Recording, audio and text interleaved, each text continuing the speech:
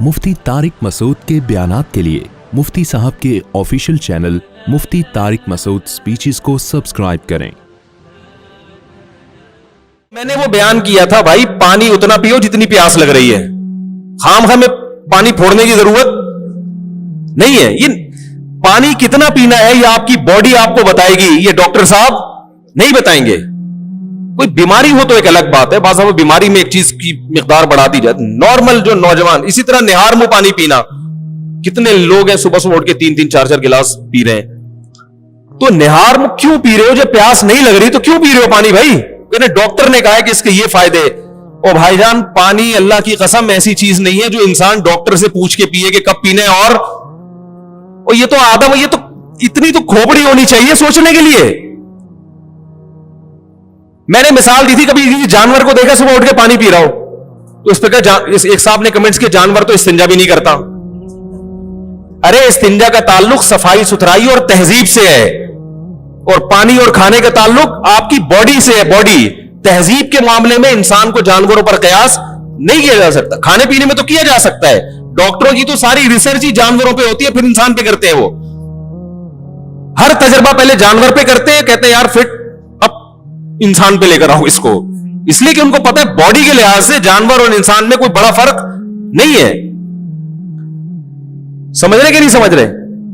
तो सारे जानवर सुबह सुबह अच्छे बच्चों की तरह उठते हैं, खाने की फिक्र में लगते हैं। वो तो प्यास लग रही है, रात को मुरगन ग़िज़ाएं खा के सोए हैं तो सुबह प्यास लग रही होती है, पी लें, नहीं लग रही तो ना पिए। समझ में आ रही है बात कि नहीं आ रही? तो हर चीज में डॉक्टर को घुसेड़ेंगे। मैं आपको बता दूं कि डॉक्टरों की तहकीकात बदलती रहती हैं, कई तहकीकात बदल चुकी हैं। जो ऐसी बातें की जो एबनॉर्मलिटी वाली बातें थी, वो फिर बाद में रिजल्ट चेंज हुई है। वो आज आपको फायदे बता रहे हैं, यकीनन बहुत से फायदे हैं, मुमकिन है कल उन फायदों से रुजू करें। वो ऐन मुमकिन है कल रुजू कर लेंगे। यार ये इंसान की बॉडी इतनी पेचीदा है कि क्या खाने से क्या क्या असर हो रहा है ये 100% मालूम नहीं किया जा सकता। एक फायदा नजर आ रहा है, मुमकिन है उसका दूसरा नुकसान हो। हमारे शेख हजरत मुफ्ती रशीद अहमद साहब ने बास डॉक्टरों के कहने पर सुबह सुबह पानी पीना शुरू किया। पहले आहिस्ता आहिस्ता आदत डाल के हजरत का पेट निकलना शुरू हो गया। हालांकि वक्त ऐसे फिट फाट थे, हजरत ने कहा मैं कौन सा ऐसा नया काम कर रहा हूं जिससे मेरी तून निकल रही है, बाकी तो वही मेरा लाइफ स्टाइल है। पता चला पानी, तो पानी छोड़ा तो वो दोबारा। फिर उन्होंने, हजरत ने एलोपैथिक किताबें भी बहुत पढ़ी थी, हकीमी भी, होम्योपैथिक भी, नीम डॉक्टर थे वो।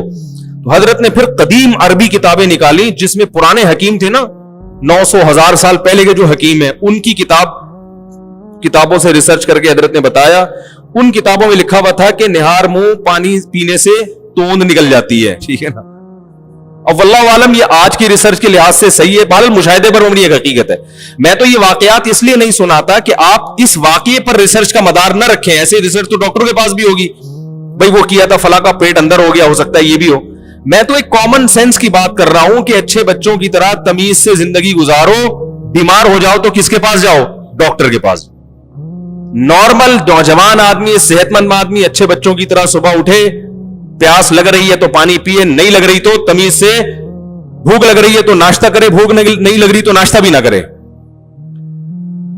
फोन नहीं करे डॉक्टर साहब को कि क्या करना है। तो ये कॉमन सेंस की बातें हैं। और ये मैं आपकी इत्तला के लिए अर्ज कर दूं कि आज असर की नमाज के बाद एक बहुत सीनियर डॉक्टर हैं, उनसे मेरी मुलाकात हुई तो मुझे तो यही तंज मेरे ऊपर चल रहे थे ना मुस्तकिल के, ये डॉक्टर की फील्ड में टांग अड़ा रहा है, हकीमों की फील्ड में, डॉक्टरों की फील्ड में, हकीमों की फील्ड में तंज हो रहे थे मेरे ऊपर। तो आज असर की नमाज के बाद एक बहुत सीनियर डॉक्टर है, मैं उनसे मिला।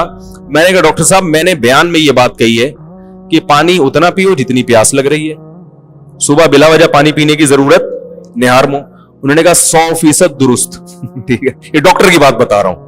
बड़े बूढ़ा डॉक्टर वैसे भी ज्यादा पढ़ा लिखा होता है, वो काफी लोगों को कब्रिस्तान पहुंचाने के बाद जाके इस मकाम तक पहुंचा होता है कि अब वो तजर्बा भी तो होता है ना, एक मजाक कर रहा हूं, तजर्बा भी तो होता है ना। उन्होंने कहा कि उनके अल्फाज हैं, फितरत के कामों में टांग नहीं अड़ानी चाहिए। ये उनके अल्फाज बयान कर रहा हूं।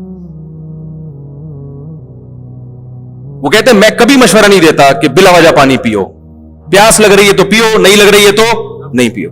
انہوں نے کہا صبح اٹھ کے بھی نہیں لگ رہی تو نہیں پیو پیاس. اور اپنے بعض لوگوں کو اس لیے لگ رہی ہوتی ہے صبح اٹھ کے کہ انہوں نے اپنے آپ کو بلا وجہ عادی بنا لیا ہوتا ہے پی کے نا, اتنے گلاس سے شروع کر. تو ہر چیز کے کچھ فائدے ہیں, لیکن ایسے اندرونی سائیڈ افیکٹ ہو سکتا ہے ہو رہے ہوں کہ جو آپ بعد میں جا کے آپ کو پتا چلے, اور ابھی وہ ڈاکٹروں کی نظر سے اوجھل ہوں. سمجھ رہے ہیں کہ نہیں سمجھ رہے؟ اور اللہ تعالیٰ نے ہماری باڈی میں ایسی فلیکسیبلٹی رکھی ہے, اتنی لچک رکھی ہے کہ جس چیز کا عادی بناؤ گے نا باڈی اس کی عادی بن جاتی ہے. میں ایک کتاب پڑھ رہا تھا, وہ بھی بہت پرانے, ایک علامہ رازی رحمہ اللہ کی تھی یا کسی اور کی, عبادت کی کثرت پر نا انہوں نے بڑی اچھی ایک کتاب لکھی تھی کہ عبادت زیادہ کرنی چاہیے.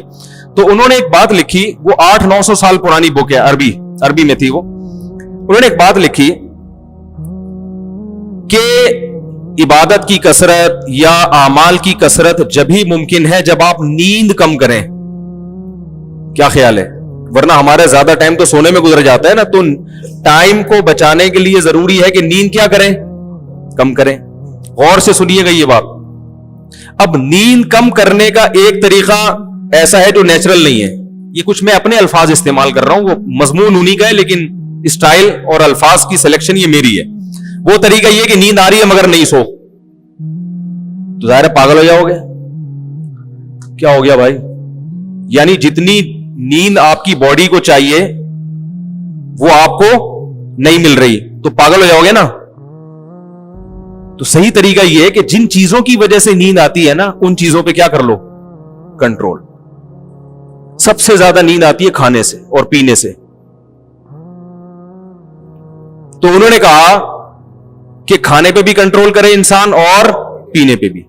پھر ان کے الفاظ بتا رہا ہوں, اس زمانے کے جو بھی حکیم تھے ان کی ریسرچ انہوں نے لکھی کہ اللہ تعالیٰ نے ہماری باڈی کو ایسا لچکدار بنایا ہے کہ اگر کسی علاقے میں لوگوں کو پانی کم ملتا ہو تو کچھ عرصے کے بعد ہماری باڈی اسی کم پانی پہ جینے کی عادی ہو جاتی ہے, اور وہ مختلف طریقوں سے جو رطوبات کی کمی ہے نا اس کو پورا کرنا شروع کر دیتی ہے.